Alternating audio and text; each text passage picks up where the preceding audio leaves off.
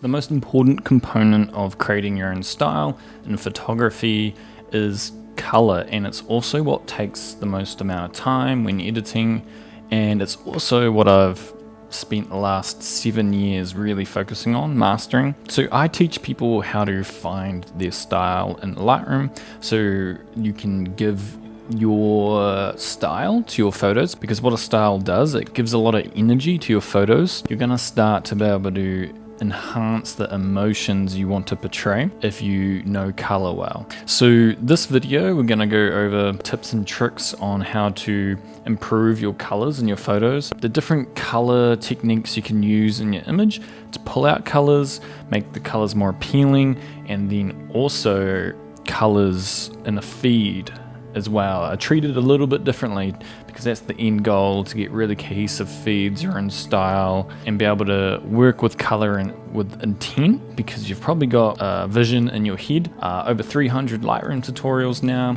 There's over 200 lessons in color and editing mastery, so I've really gone as deep as I can. For some reason I just had such a passion for color, perfecting and manipulating images, and I spent like 5 years creating 300 Lightroom tutorials, matching edits, and creating a course going really deep into color. Once you learn the science and the formulas to working with color, you can start to actually implement what you envision into your photos, and that's super important because color makes up over 80% of the final edit or even the photo. And even just working on the contrast of your image changes your colors, how they pop. So just don't underestimate the importance of color. Make sure you learn it. If you're a photographer, it's kind of a must. And we want to know why some images just feel kind of flat and don't pop like other people's images, and the colors just don't feel good in some images, so we just turn them black and white. But it's good to actually learn why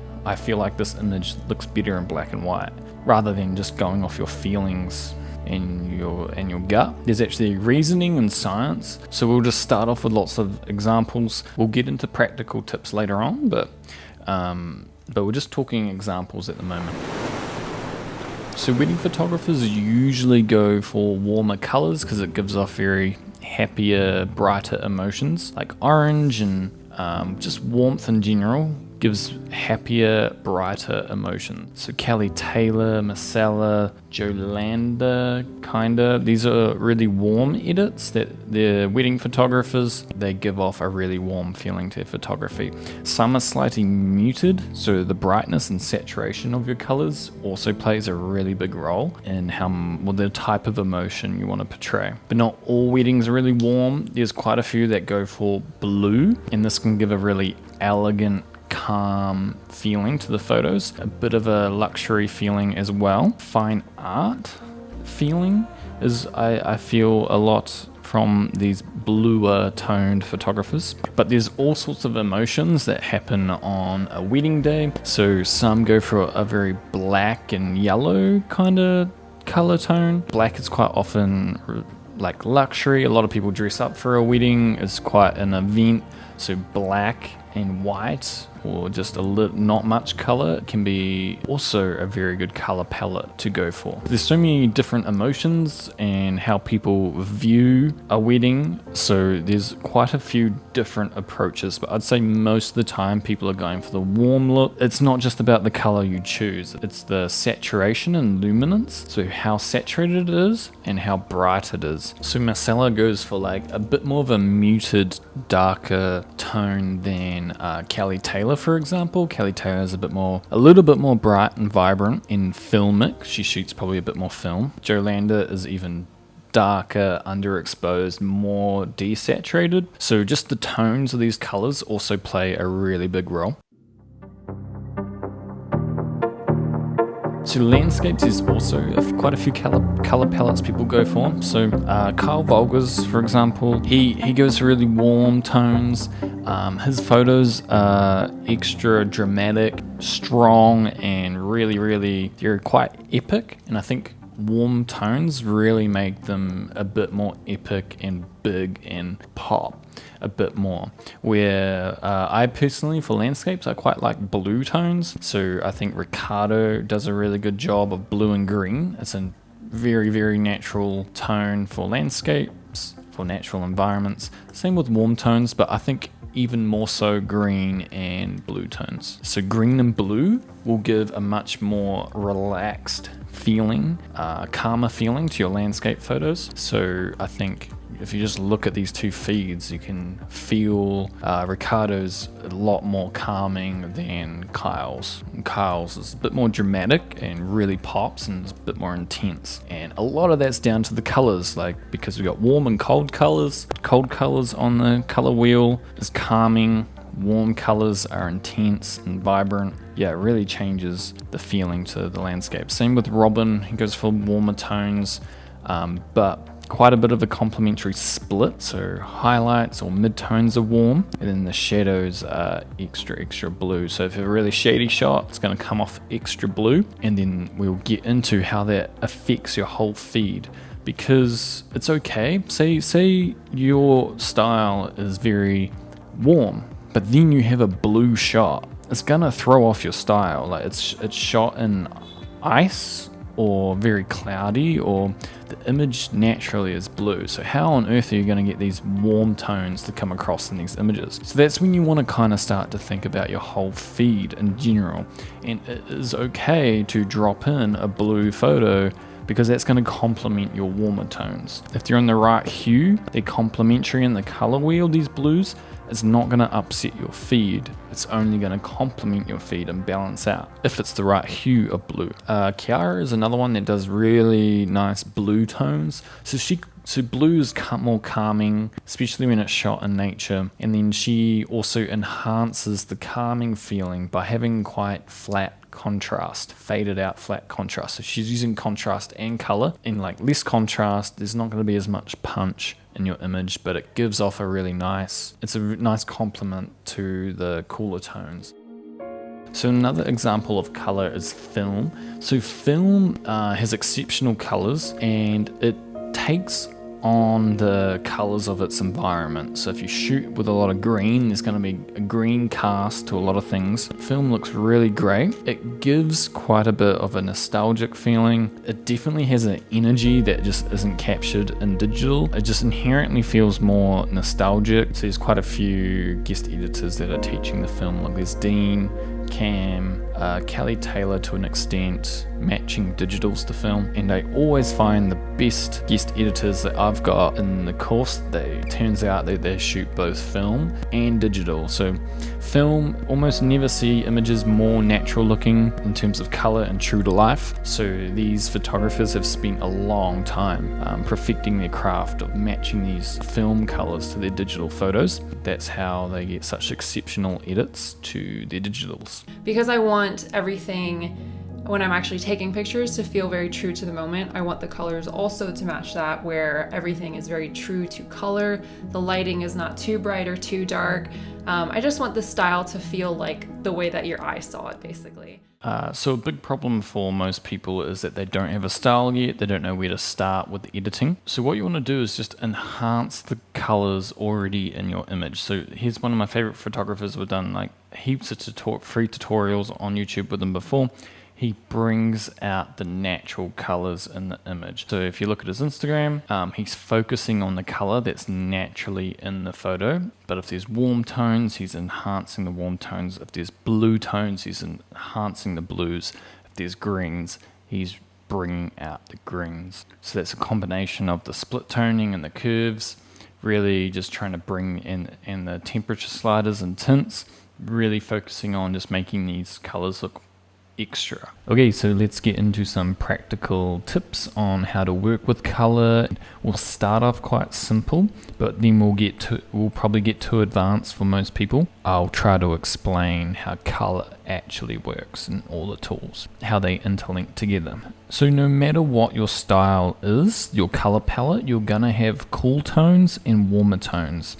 And they're just gonna be different shades, but there's still tones that are warmer and there's still tones that are colder, and you just accentuate these cool tones and warm tones to help color contrast in your image. So filters are really great for that. So for example, here we have the line selected. So this is Ricardo, guest editor in the course. So he is bringing out the temperature of the lion. It makes the lion pop from the rest of the image because it complements his color palette, where this is all cold tones. If we look at the original after, you can now see the lion really pops out. So we have another mask down the bottom here, and we'll just increase the warmth here.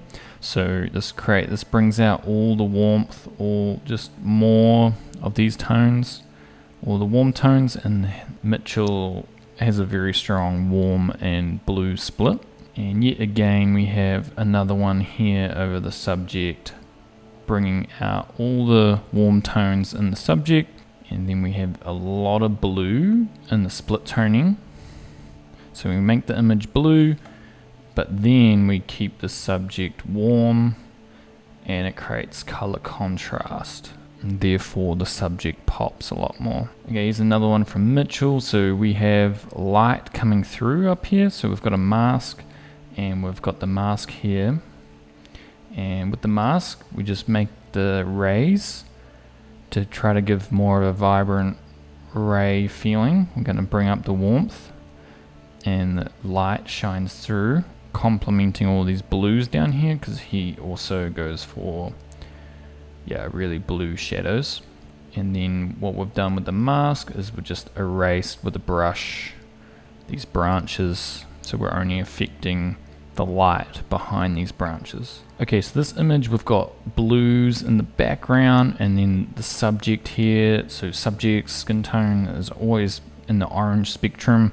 So we've got a mask on the subject, and we're just increasing the warmth a little bit, and that makes the subject pop against the blue background. So if we reset, come back, you can see that there's a lot more color contrast in here. And then he's also got his style that he goes for with all this work here, which we'll get into soon. And then we've got this one from Daniel, he's a guest editor.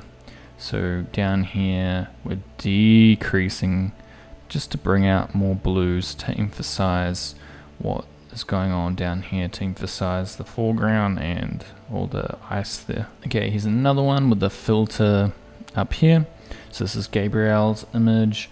So up in the sky, very blue, gloomy day, and we're just bringing out all the warmth and the color out to the left, creating a real glow. We've also got the highlights. So really a nice effect there by bringing up the warmth out to the left. And then obviously it's very cold and blue on the outside of that. Okay, so this image, we've got the whites of the eye selected. So we just want to white balance it right. So we just want the whites of the eye to be very color correct. So we're just going to put in cool tones to essentially white balance the photo. Okay, so this one, we've got the subject selected, just the warmth up the tiniest bit, and then the subject really pops from the bluey greens in the background. So we only want to do it real subtly. Okay, so that was really basic tip, because filters are just a little icing on the cakes, but you want to create themes and styles to your images. So just look at like this style, for example. If we turn off split toning, the image completely changes.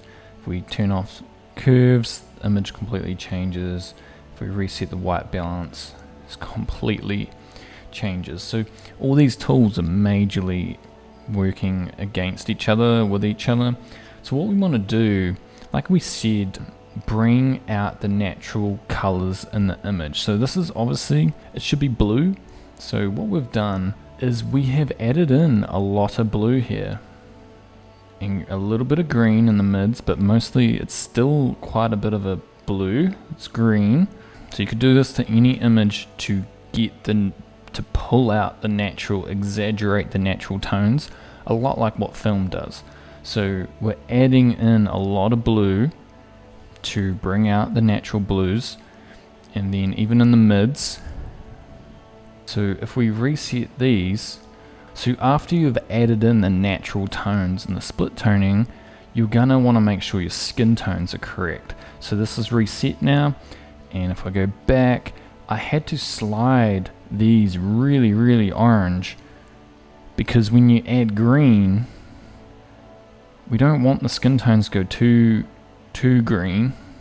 So that's why these are like really to push against the split toning. So you need your skin tones to pop through what you're doing in split toning here. And then same with the curves here. This lets you get very targeted on where you want your blues or your warmth.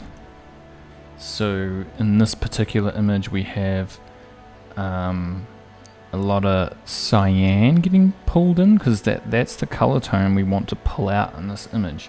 Okay, less red is going to give more of a bluey green look, and that's exactly what we want for this style. So we have pulled out a lot of red, introducing the cyan greenish blue, and there's a tiny bit of warmth getting added in as well, or extra blue in the shadows by the looks, yeah. And then we also have cooled down the image. We want more blues. Okay, so trying to sum up what I'm doing here is we're adding in the colors we want to exaggerate and bring out in the photo with split toning. And then in HSL, you just gotta then make sure your skin tones are good. So if I hadn't done any HSL adjustments, this is what it would look like. And then you need to correct your skin tones and stuff in here. But this is where you like split toning and curves is where you're gonna build split toning and curves.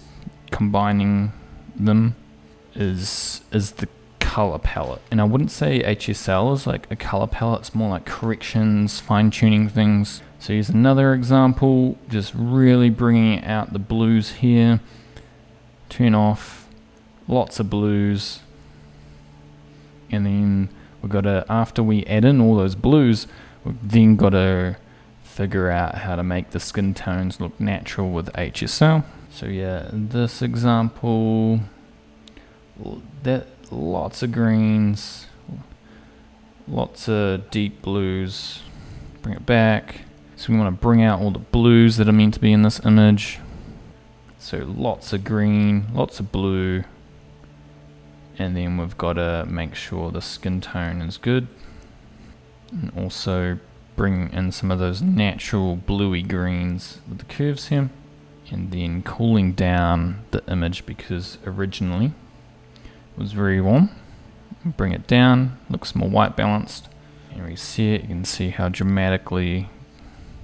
much of a dramatic change we made these. So I don't like doing too much brushing on the skin to fix your skin tones, because if they don't look good without brushing, you're doing something wrong somewhere in your curves, somewhere in your split toning.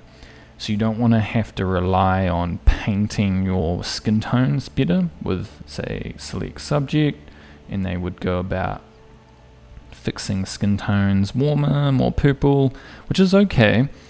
But if they don't look good without that, your white balance or something will be off. So you should be able to get good skin tones without the brushing. But brushing and filters is like an enhancement. It's not where you're building your color palette. Here's another example. Lots of greens and blues in the mids, highlights and shadows. But then we need those skin tones to look okay, to look good. So they're going to be too blue, green. So we have to go this way. Okay, example of a naturally warm image. We did a lot of blues and greens before. Naturally warm, so we are focusing on bringing out the warm tones. So that's why we lifted the warmth so much, to bring out all these warm tones. And then you have to work on balancing it by adding cooler tones and split toning. Here's another one. So this is the original, way too warm. Let's bring out the greens and the blues by bringing down the temperature. adding in a lot of those colors we wanted to bring out. So the blues, wanted all those blues in, and it brings out the greens, and then you got to play around to get the right skin tone after you've done the split toning to bring out those natural tones. Okay, so I love this image. If we reset, so there's naturally yellows in this image to begin with. She's blonde, her skin tone, the buildings. So we're gonna bring out those yellow tones in the split toning to give the image more warmth.